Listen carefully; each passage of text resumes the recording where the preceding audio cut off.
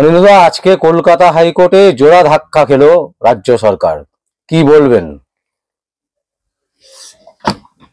বলার মানে রাজ্য সরকারের যা কর্মকাণ্ড, তাতে প্রতিদিনই এরা ধাক্কা খায় বলুন, থাপ্পড় খায় বলুন, যাই বলুন না কেন, এটা এই সরকারের কাছে নতুন কিছু না। এটা এই সরকারের কাছে এটা স্বাভাবিক ঘটনা।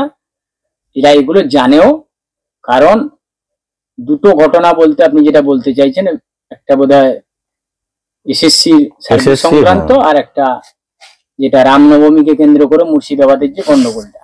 একদম। তো এসএসসির প্রথম থেকেই নিয়োগের ব্যাপারে, শুধু এসএসসি না, আপনি যদি দেখেন রাজ্য সরকারের এই সরকার আসার পরে যতগুলো নিয়োগ হয়েছে সব নিয়োগেই দুর্নীতি আছে। প্রচুর ক্যান্ডিডেট আছে যারা পরীক্ষায় না বসে, ফর্ম ফিল আপ না করেও চাকরিতে জয়েন করেছে। সেই ঘটনাগুলো যত সামনে আসছে, প্রত্যেকটা কেসেই যথোপযুক্ত উত্তর দিতে পারেনি, সেই কারণে ম্যাক্সিমাম কেসে সিবিআই হাতে ট্রান্সফার হয়েছে। আপনি যে নিয়োগটা ধরবেন সেই নিয়োগটাই দেখবেন দুর্নীতিগ্রস্ত একটা নিয়োগ। এটা হওয়ারই ছিল, সেটাই হয়েছে, শুধু সময়ের অপেক্ষা ছিল। সময়ের অপেক্ষাটাই আজকে নিরসন ঘটেছে। এরপরে এই মামলার যারা চাকরি গেছে তারা নিশ্চয়ই সুপ্রিম কোর্টে যাবে। সুপ্রিম কোর্টের মতো করে বিচার বিবেচনা করবেন। কিন্তু এই মামলা নিয়ে নতুন করে আর রাজ্যের কিছু বলার নেই।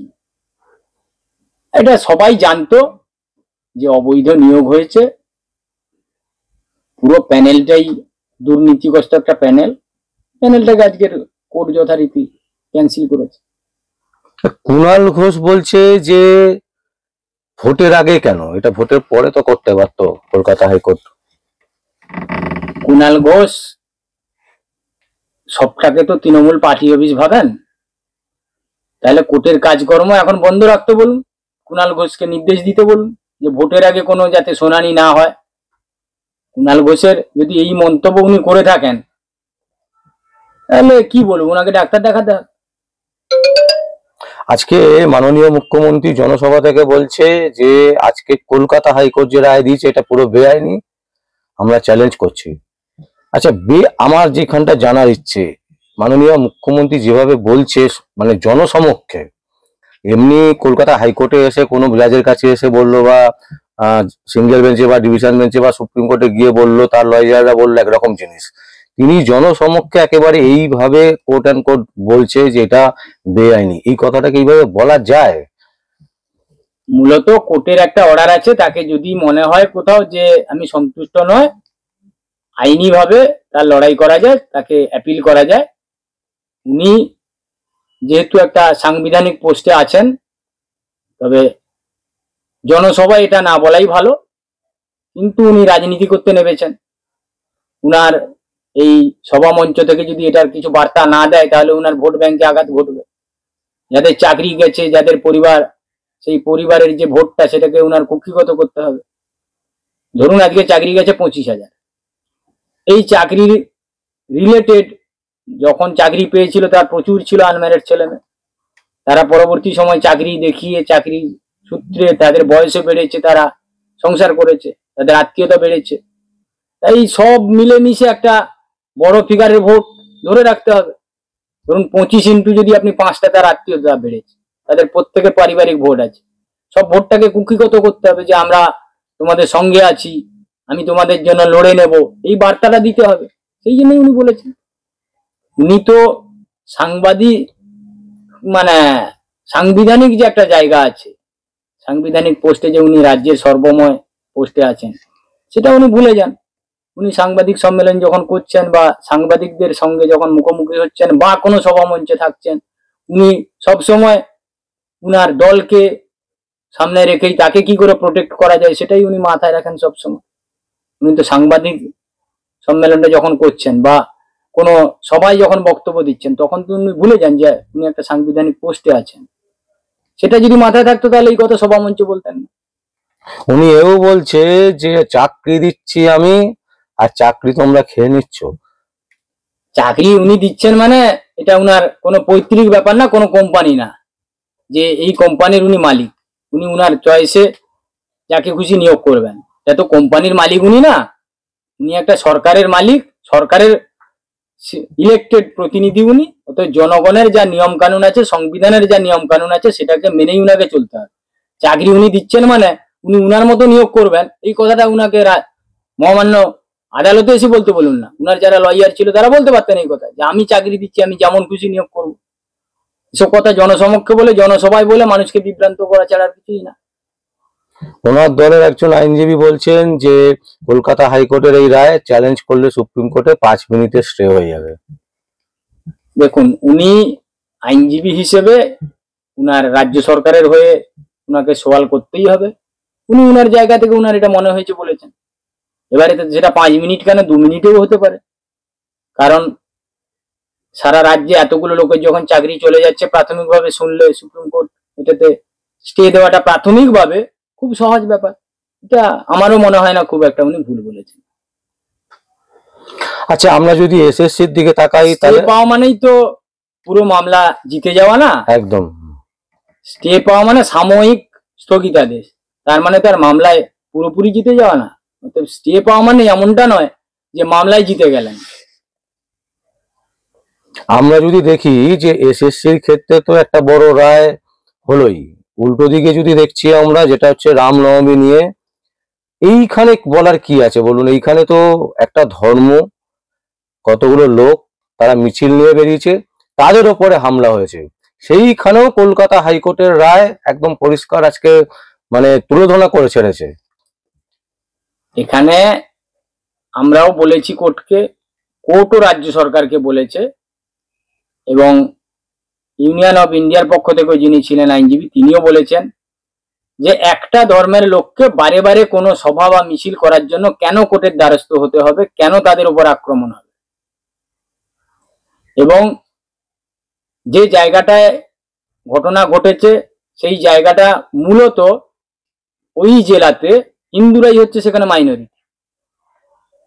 তারা তাদের কোনো মিছিল করবে, রামনবমীর মিছিল, এটা কোনো প্রথম হচ্ছে বা নতুন ব্যাপার নয়, এটা দীর্ঘদিন ধরেই চলে এসছে। এবং ওখানকার ডিএম 14 তারিখ থেকে 16 তারিখ পর্যন্ত একটা নোটিশ জারি করলো 144-এ। 17 তারিখে রামনবমীর মিছিল হবে, ওই এলাকা সেন্সিটিভ, গন্ডগোল হয়েছে আপনার নীল ষষ্ঠীর দিন থেকে, সেই কারণেই ওখানে 144 ধারা জারি করেছিলেন। কিন্তু উনি 17 তারিখের জন্য কোন রকম স্পেশাল কিছু উদ্যোগ নিলেন না। তাহলে এটা কি কারণে? সেই কথাই আজকের মহামান্য বিচারপতিদ্বয় এই কোশ্চেনই তুলেছেন, যে তুমি কিসের বেসিসে 144 তুলে নিলে? যদি বা তুললে তাহলে তার জন্য তুমি তো জানো গন্ডগোল হতে পারে সেন্সিটিভ এলাকা, তার জন্য তুমি কি ব্যবস্থা নিয়েছো? কারণ দেশের প্রত্যেকটা নাগরিককে সুরক্ষা দেওয়ার দায়িত্ব রাজ্য সরকারের। তুমি কি দায়িত্ব পালন করেছিলে? এবং আমরা আজকের এটাও দেখিয়েছি যে যে দুটো থানায় গন্ডগোল হয়েছিল সেটা আপনারাও সবাই জানেন, সেই দুটো থানার ওসিকে সাসপেন্ড করেছে, তাদের বিরুদ্ধে ডিপার্টমেন্টাল চার্জশিট দেওয়ার নির্দেশ দিয়েছে, এবং পুরো কেসটিকে সিআইডির হাতে ট্রান্সফার করা হয়েছে। যদিও রাজ্য সরকার প্রথম স্বীকার করতে চায়নি, পরবর্তী সময় সেটা ওনারা মেনে নিয়েছেন যে হ্যাঁ, কেসটা সিআইডির হাতে ট্রান্সফার হয়েছে। ওনারা যেটা বলতে চাইছেন যে ওখানে বোমের কিছু ঘটনা ঘটেনি, পাথর ছোঁড়াছুড়ি হয়েছে, উভয় পক্ষকে আক্রমণ করেছে, এটা ওনাদের বক্তব্য। কিন্তু আমাদের বক্তব্য হচ্ছে আমরা ওই জেলায় অত্যন্ত দুর্বল, এবং আমাদের কারোর সঙ্গে কোনো ডিস্টার্ব করার কোনো অভিসন্ধিই নেই। এরাই আক্রমণ করে প্রত্যেকবারে। বহু লোক আমাদের ইনজিওর হয়েছে, তারা হসপিটালে ভর্তি আছে, এবং ওখানে বোম্বিং হয়েছে। যে বোম্বিং যদি কোথাও হয়ে থাকে সেই ইনভেস্টিগেশন করার দায়িত্ব বা অধিকার কোনোটাই রাজ্য পুলিশের নেই, এটা একমাত্র করতে পারে এনআইএ। সেই দাবি রেখেই আমাদের মামলা করা, এবং তার পরিপ্রেক্ষিতে কোর্ট আগামী দিন মুর্শিদাবাদের এসপিকে এবং সিআইডি এসপিকে দুজনকেই হলফনামা দিতে বলেছে রিপোর্ট আকারে, রিপোর্টটাকে, যাতে সিসিটিভি ফুটেজে যা আছে, ড্রোনে যা ফুটেজ আছে, সবটাকে দিয়েই কতগুলো মামলা দায়ের হয়েছে, কোন কোন সেকশনে দায়ের হয়েছে, কে কে অ্যারেস্ট হয়েছে, তার সমূহ তথ্য দিয়ে আগামীকাল 3টের ভেতরে রিপোর্ট সাবমিট করতে হবে এবং 3টের সময় মামলাটি আবার পুনরায় শুনানি হবে। মমতা ব্যানার্জি বলছেন যে বিরোধী দলনেতা শুভেন্দু অধিকারী একদম মানে নাম না করে ওনাকেই স্পষ্ট বোঝাচ্ছেন যে উনি তো বলেছিলেন যে সামনের সপ্তাহে বোমা ফুটবে, উনি জানছেন কি করে? সামনের সপ্তাহে বোমা ফাটবে তার সঙ্গে 17 তারিখের যে বোমা ফেটেছে তার কোনো সম্পর্ক নেই। দুটো জিনিসকে একসঙ্গে গুলিয়ে ফেললে চলবে না। ওটা অন্য প্রসঙ্গে, অন্য ঘটনাকে কেন্দ্র করে উনি বলেছেন, তার সঙ্গে মুর্শিদাবাদের বোম ফাটার কোনো সম্পর্ক নেই, 1 নম্বর। দ্বিতীয়ত কথা, উনি কি এটা মেনে নিচ্ছেন যে ওখানে বোমটা ফেটেছে? এইটা আগে স্বীকার করতে বলুন যে 17 তারিখে হ্যাঁ বোম ফুটেছে ওখানে। যদি বোম ফেটে থাকে তাহলে উনার ইনভেস্টিগেশনে বা উনার রাজ্য সরকারের যিনি আইনজীবী যা বলছেন, তাহলে সেটা মিথ্যে কথা বলছেন। বোমটা বাস্ট হয়েছে এটা স্বীকার করতে বলুন। শুভেন্দু অধিকারী কি করে জানতো, কখন জানতো, ওটা পরের কোশ্চেন। বোম বাস্ট হয়েছে আগে এটা স্বীকার করতে বলুন। কলকাতা হাইকোর্টের আজকের এই পরপর দুটো রায়, এতে আগামী যে লোকসভা 6টা মানে ফেজে লোকসভা বাকি আছে পশ্চিমবঙ্গে, তাতে মনে হচ্ছে না যে বিজেপি বাড়তি সুযোগ পেয়ে গেল?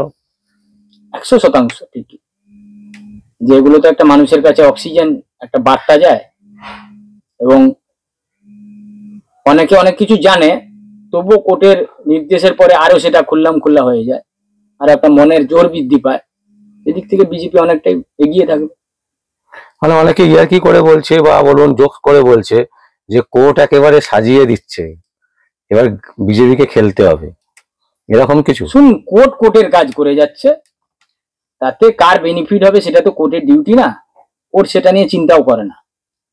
এবারে প্রতিটা ঘটনার পক্ষে বিপক্ষে থাকে, কোর্টে প্রতিটা মামলাতেই কেউ না কেউ জিতবে। এবারে সেটা যার এগেনস্টে যাবে তার বিরোধী পক্ষ তার ফায়দা নেবে।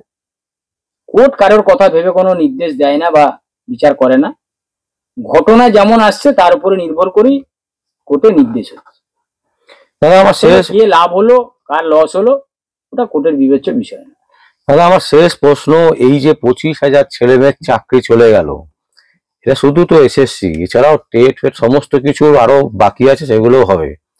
মানে এর থেকে মানে এই যে একটা বাজে পরিস্থিতির মধ্যে ফেলে যাচ্ছে, আমার যেটা মনে হয় আগামী 2026 এই সরকার থাকবে কিনা সেটাও একটা মানে জায়গায় চলে যাচ্ছে। এই রকম পরিস্থিতিতে সামাল দিতে পারবে বিজেপি যদি আসে? ধরুন আগামী 2026-এ বিজেপি এলো, মানে যে পরিস্থিতিটা তৈরি করে দিয়ে যাচ্ছে, এটাকে সামাল দিতে পারবে? শুনুন, যে কোনো ঘটনা ঘটতে পারে, কিন্তু তার মানে এই নয় যে সেটাকে কন্ট্রোল করা যাবে না। ঘটনা ঘটতেই পারে, কিন্তু কন্ট্রোল করার জন্য আপনার সদ ইচ্ছা দরকার।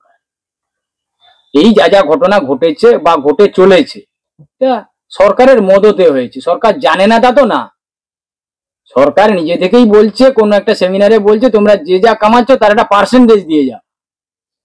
তার মানে কি সরকারের নিজেরই তো সম্মতি আছে, তাই দেশ গোটা লুট করছে। আবার যদি নতুন কেউ দায়িত্বে আসে, সে তার দৃষ্টিভঙ্গি নিয়ে যখন দেশ শাসন করবে, সমস্যা নিশ্চয়ই সমাধান হবে, কেন হবে না? কিন্তু এই ছেলে মেয়ের ভবিষ্যৎ গুলো নষ্ট হয়ে গেল না, মানে এরা কি আর কিছু করতে পারবে? এ কারোর কিছু করার নেই, যে আমরা এমন একটা সন্ধিক্ষণে জন্মেছি যে এখানে কারোরই কিছু করার নেই। কারণ এই সরকারটাকে সবাই কম বেশি ভালোবেসেই নিয়ে এসেছিল। কেউ তো এটা করবে এই সরকার সেটা প্রত্যাশা করেনি বা ভেবেও আনেনি। আনার পরে দেখতে পাচ্ছে যে ভুল হয়েছে, ভুল হলে তার তো একটা খেসারত তো থাকবেই। মানে ভুলেরই খেসারত দিতে হচ্ছে, কিছু করার নেই, দিতেই হবে। দাদা অসংখ্য অসংখ্য ধন্যবাদ। দর্শক, আমরা আপনাদের সামনে আজকে দুটি মামলার যে বিষয়বস্তু সেটা নিয়ে আপনাদের সামনে তুলে ধরলাম, এবং যে পরিস্থিতি আসছে লোকসভায় কি হবে সেটা তো পরের কথা, আগামী বিধানসভায় আগে 2026 পর্যন্ত এই সরকার কিভাবে টিকবে সেটাও একটা সমস্যার ব্যাপার। এবং শুধু তাই নয়, যে সমস্যা সৃষ্টি করে গেল, এই সৃষ্টির পেছনে কিন্তু আমরাও অনেকটা দায়ী, সেটাই কিন্তু বলছেন। কারণ আমরাই ভালোবেসে তৃণমূল কংগ্রেসকে নিয়ে এসেছিলাম, মুখ্যমন্ত্রীকে মানে একেবারে হাত তুলে আশীর্বাদ দিয়েছিলাম যে আপনি হন মুখ্যমন্ত্রী। তারই খেসারত কিন্তু আমাদেরকে গুনতেই হবে, এবং এই গোনা কতদিন গুনতে হবে সেটা কিন্তু ভবিষ্যৎই বলবে। দর্শক, আপনাদের যদি কোনো বক্তব্য থাকে, কোনো কমেন্টস থাকে, অবশ্যই আপনারা কমেন্ট করবেন। আর দেখতে থাকুন পরবর্তী সংবাদ আবির্ভাবে। আমার নাম বিশ্বজিৎ পাল, সংবাদ আবির্ভাবের জন্য।